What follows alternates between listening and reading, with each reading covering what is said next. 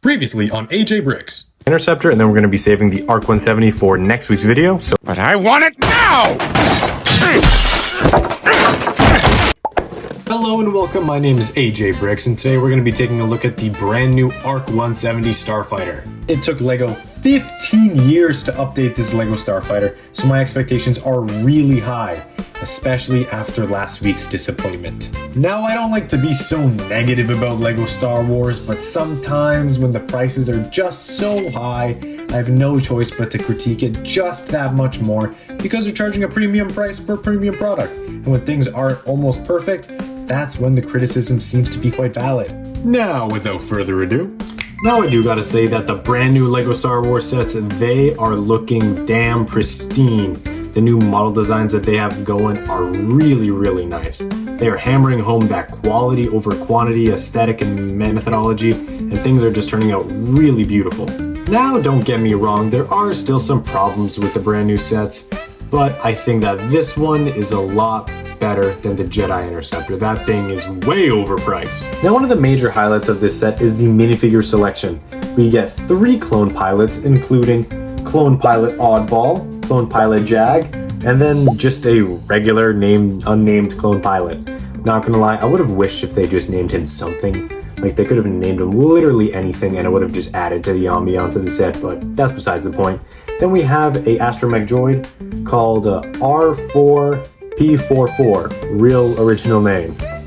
What I do? Now each of these guys have their own individual prints for each of their helmets, which honestly all the designs are really nice. I'm glad that they didn't just like lazy out and just make all of them the same, but actually put the effort into making each one individual.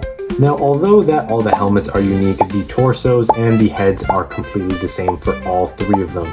Now, putting these beauties to the side, let's take a look at the main thing itself, the ARC-170. As I was building this thing on stream, with every single bag that I completed, I just became more and more excited to see the final product.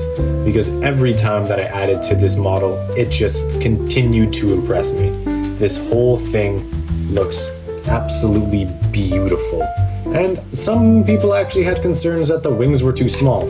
But if you can take a look over here, we turn this to the overside, it's actually pretty big. I can't even get the whole thing in frame. But that thing, it's big. It really has like a substantial presence when it's in your hands, and I really love that. And in case if you were wondering, yes, it's a solid. Oh! Okay, the wings are a little bit flimsy if you wail it around like an idiot, but the overall body's actually quite solid. Now, each of the 3 cockpits all have their own individual design. The first cockpit has a really nice tiled off interior. It has a little place for him to slide his leg straight through, and a printed control panel. Thank God it's not a sticker, because Lord knows this thing has way too many. The second pilot cockpit is actually quite nice. It also has another control panel. You can see that right over there. And it looks like it's a targeting for the weapons system in the front area. I think it actually looks really, really nice, and they use these blue tiles over here to give it a really nice design where it's probably some type of like holographic telling him some type of details about the fight or something.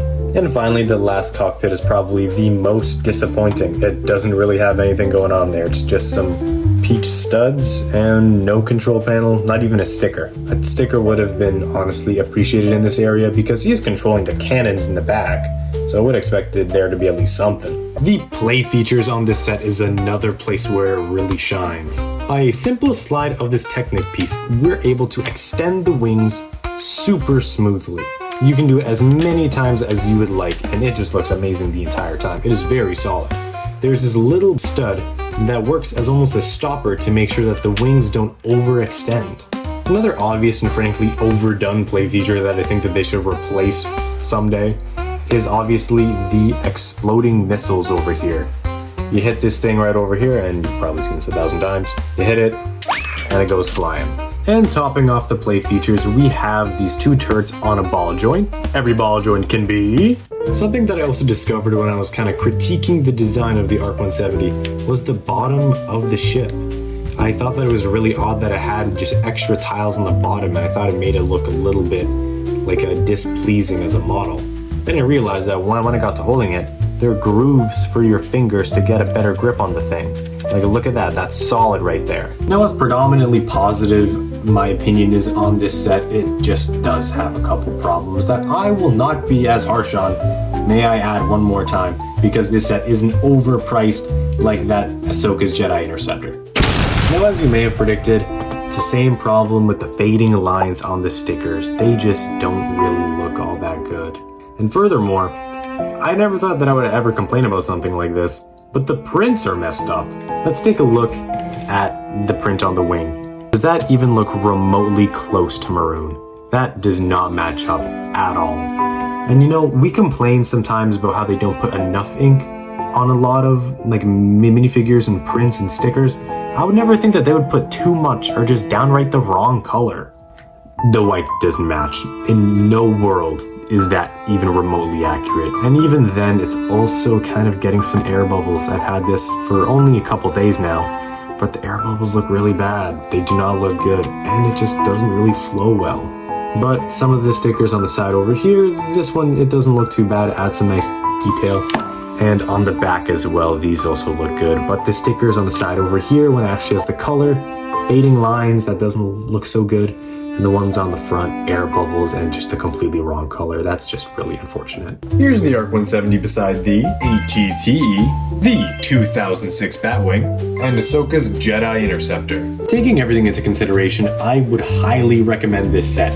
It is very, very nice, and it feels like you get a lot more than what you're actually paying for. This model, I wouldn't say it's small, it's sturdy, and the quality is a lot higher than if you were to get a really big, cheap set. So if you want to pick this thing up, I would definitely recommend it.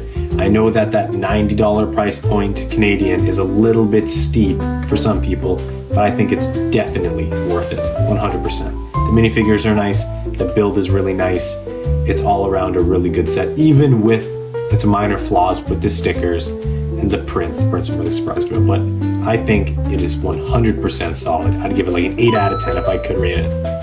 Now I'd like to thank you guys so much for watching. The support on the channel recently has been absolutely outstanding. I do have to say I'm very flattered that you guys are watching and enjoying my videos, and it makes me just want to make them even more.